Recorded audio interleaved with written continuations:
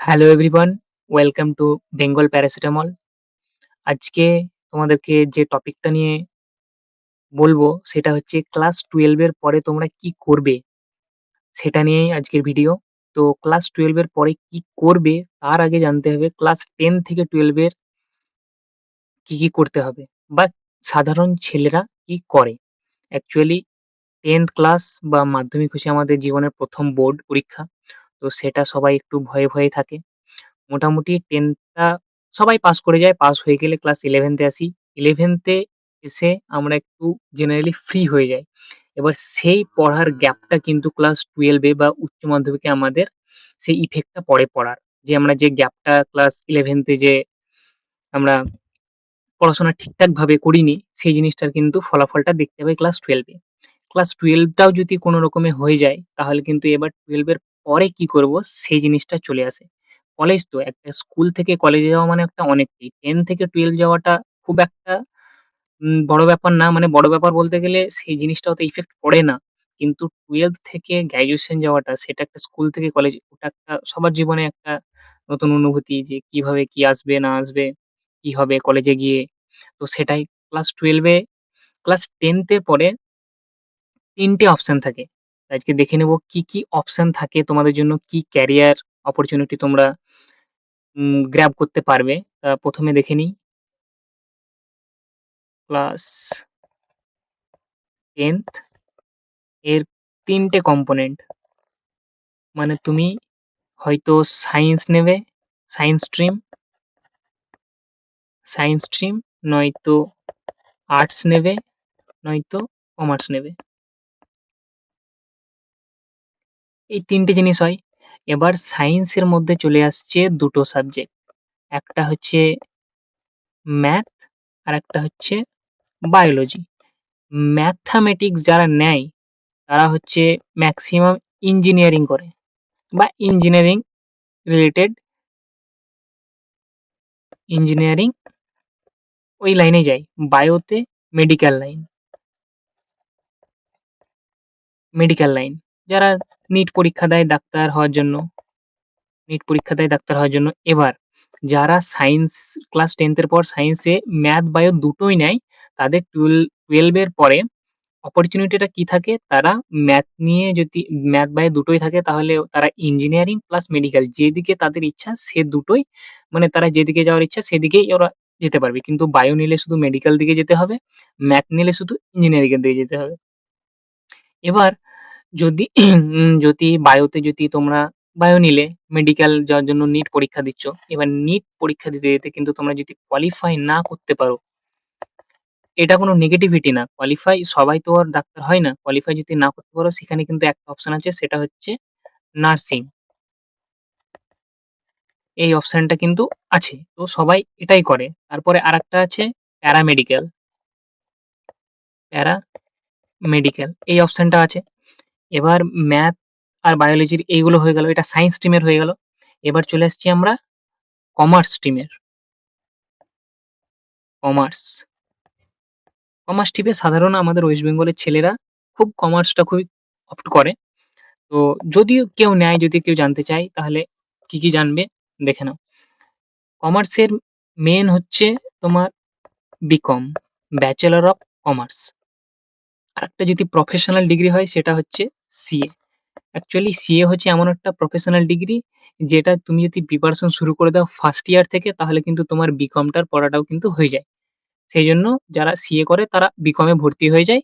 এমন বা pass course নিলেও হবে, বিকমের অনার্স হয়, বিকম অনার্স নিয়েও বিকম অনার্সও করতে পারো, প্লাস পাসও করতে পারো, মানে পাস কোর্স।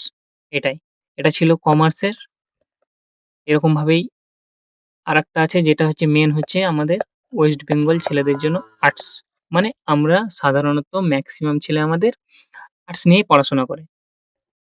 সায়েন্স কমার্স আছে, সায়েন্স কিছু আছে, কমার্সও কিছু আছে, কিন্তু ম্যাক্সিমাম আমরা আর্টস নিয়েই পড়াশোনা করি। এবার মেন কথা হচ্ছে আর্টসের ২ টো জিনিস আছে। একটা হচ্ছে যেকোনো তুমি সাবজেক্ট নিয়ে অনার্স করতে পারো বা পাস কোর্সে ভর্তি হতে পারো।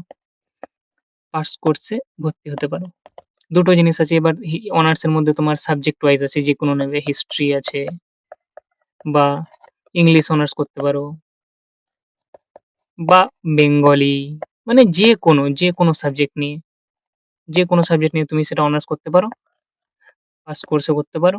তার মধ্যে এবার মেন কথা হচ্ছে এখনকার দিনে যে জিনিসটা প্যাটার্নটা ফলো হচ্ছে, এখন তোমার ডিগ্রি নিয়ে সরি এখন তোমার ডিগ্রি নিয়ে কোনো লাভ হয় না। ডিগ্রি নিয়ে কোনো লাভ হয় না। এবার অনেকজন বলবে যে ডিগ্রি নিয়ে লাভ হচ্ছে না, এটা কেমন কথা বলছো? ডিগ্রি তুমি করতেই পারো অবশ্যই। কিন্তু তুমি যদি জেনারেল প্র্যাকটিক্যাল জিনিস দেখো আমাদের এখনকার দিনকালে, তাহলে কিন্তু সবাই স গভর্নমেন্ট জবের জন্য প্রিপারেশন করছে। Government job maximum. যারাও ধরো অনেক পড়াশোনা করছে শেষে সেই গভর্নমেন্ট জবেই আসছে বলে ধরো কম্পিটিশনটা অনেকটা বেড়ে যাচ্ছে।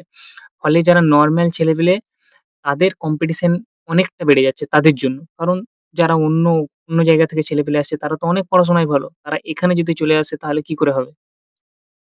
Government job. এবার দেখো, মেন কথা হচ্ছে আমাদের ওয়েস্ট বেঙ্গলে আমাদের মধ্যবিত্ত পরিবারের সবাই ম্যাক্সিমাম ছেলেরাই স্বপ্ন দেখে ওয়েস্ট বেঙ্গল পুলিশ বা কলকাতা পুলিশ।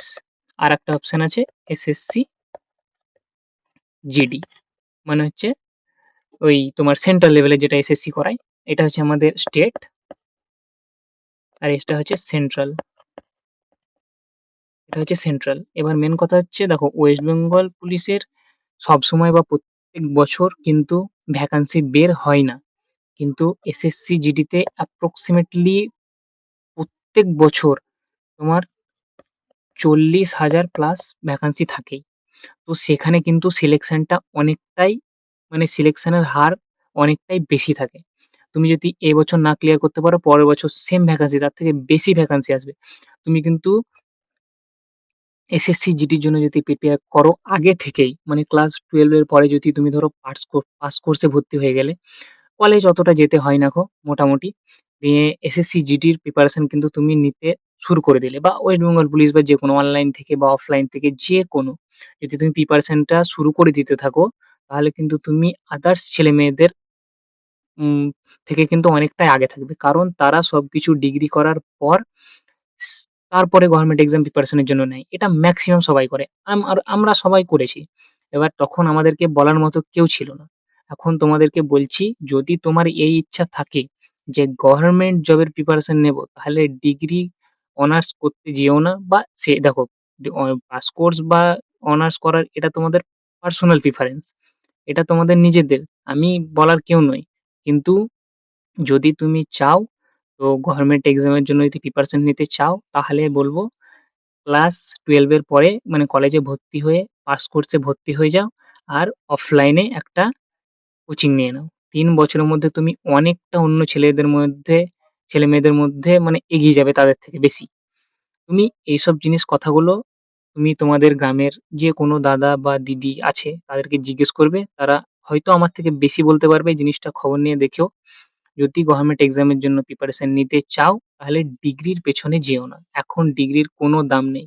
সব পরীক্ষাতে জাস্ট দেখবে তুমি পাস করেছো কি না, এতটুকুই। তো এতটুকুই ছিল। Thank you.